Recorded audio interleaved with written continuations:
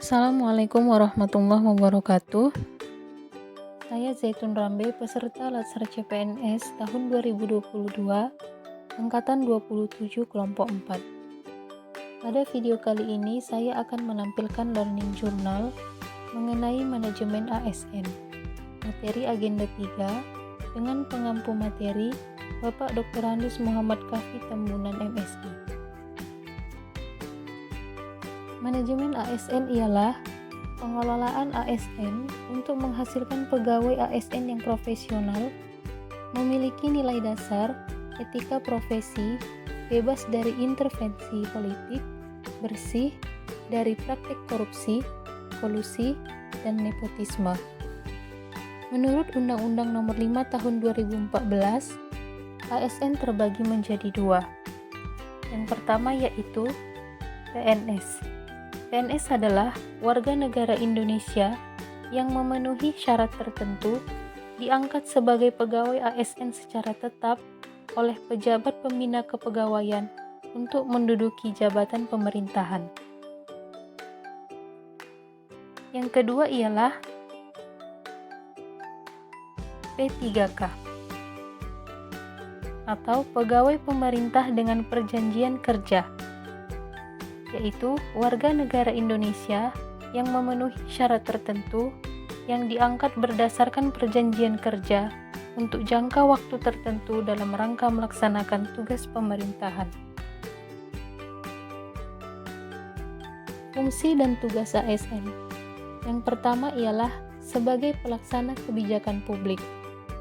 Tugasnya melaksanakan kebijakan yang dibuat oleh pejabat pembina kepegawaian sesuai dengan ketentuan peraturan perundang-undangan. Yang kedua, sebagai pelayan publik. Tugasnya memberikan pelayanan publik yang profesional dan berkualitas. Yang ketiga, perekat dan pemersatu bangsa. Tugasnya yaitu mempererat persatuan dan kesatuan negara Kesatuan Republik Indonesia. Agar dapat melaksanakan tugas dan tanggung jawabnya dengan baik, menjamin kesejahteraan ASN dan akuntabel, maka setiap ASN diberikan hak. Hak PNS yaitu gaji, tunjangan, cuti, jaminan pensiun dan hari tua, pengembangan kompetensi dan perlindungan. Sedangkan hak P3K, gaji, tunjangan, cuti, pengembangan kompetensi, dan perlindungan. Kewajiban ASN. Yang pertama, setia dan taat pada Pancasila, Undang-Undang Dasar Negara Republik Indonesia, dan pemerintah yang sah. Yang kedua, menjaga persatuan dan kesatuan bangsa. Yang ketiga, melaksanakan kebijakan. Yang keempat, menaati ketentuan peraturan perundang-undangan. Yang kelima, melaksanakan tugas dengan penuh pengabdian, kejujuran, dan tanggung jawab. Yang keenam, menunjukkan integritas dan keteladanan dalam sikap. Yang ketujuh, menyimpan rahasia jabatan dan hanya dapat mengemukakan rahasia jabatan sesuai dengan ketentuan peraturan perundang-undangan. Dan yang terakhir, bersedia ditempatkan di seluruh wilayah Negara Kesatuan Republik Indonesia. Selanjutnya adalah kode etik dan kode perilaku ASN. Yang pertama, melaksanakan tugasnya dengan jujur, bertanggung jawab, dan berintegritas. Yang kedua, melaksanakan tugasnya dengan cermat dan disiplin. Yang ketiga, melayani dengan sikap hormat, sopan, dan tanpa tekanan. Yang keempat, melaksanakan tugasnya sesuai dengan ketentuan peraturan perundang-undangan. Yang kelima, melaksanakan tugasnya sesuai dengan perintah atasan atau pejabat yang berwenang. Yang keenam, menjaga kerahasiaan yang menyangkut kebijakan negara. Yang ketujuh, menggunakan kekayaan dan barang milik negara secara bertanggung jawab. 8. Menjaga agar tidak terjadi konflik kepentingan dalam melaksanakan tugas.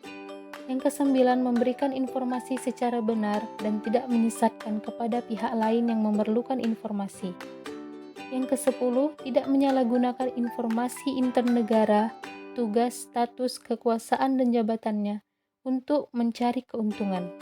Yang ke-11, memegang teguh nilai dasar ASN dan selalu menjaga reputasi dan integritas ASN. Terakhir, melaksanakan ketentuan peraturan perundang-undangan. Namun, apakah semua ASN telah melaksanakan fungsi, tugas, dan kewajibannya dengan baik? Tidak jarang kita temui beberapa masalah dalam birokrasi Indonesia, terutama dalam sektor pelayanan publik, seperti pelayanan yang molor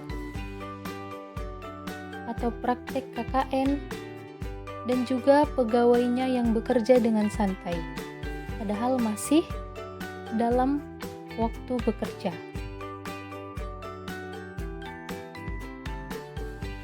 Nah, dapat kita simpulkan bahwa kondisi manajemen ASN saat ini, pelayanan sektor publik belum sepenuhnya berkualitas dan memuaskan publik.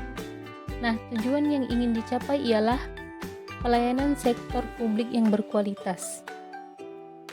Maka kondisi manajemen ASN yang diinginkan adalah profesional dan berkarakter dengan birokrasi berkelas dunia 2025.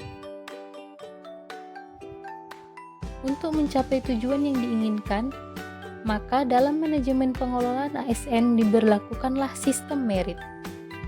Sistem merit adalah kebijakan dan manajemen ASN yang berdasarkan pada kualifikasi, kompetensi, dan kinerja secara adil dan wajar dengan tanpa membedakan latar belakang politik, ras, warna kulit, agama, asal-usul, jenis kelamin, status pernikahan, umur, atau kondisi kecatatan.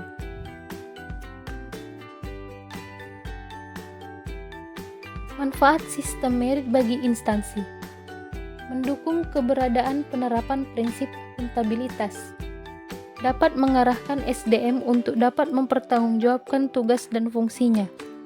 Instansi pemerintah mendapatkan pegawai yang tepat dan berintegritas untuk mencapai visi dan misinya. Sedangkan manfaat sistem merit bagi pegawai menjamin keadilan dan ruang keterbukaan dalam perjalanan karir seorang pegawai, memiliki kesempatan yang sama untuk meningkatkan kualitas diri. Pelaksanaan sistem merit. Yang pertama, perencanaan, yaitu perencanaan kebutuhan pegawai, pegawai ASN terpilih, pegawai ditempatkan sesuai dengan perencanaan, kemudian monitoring atau penilaian kinerja, pengembangan kompetensi, promosi, mutasi, dan penghargaan. Sekian Learning Journal dari saya. Terima kasih telah menonton video ini.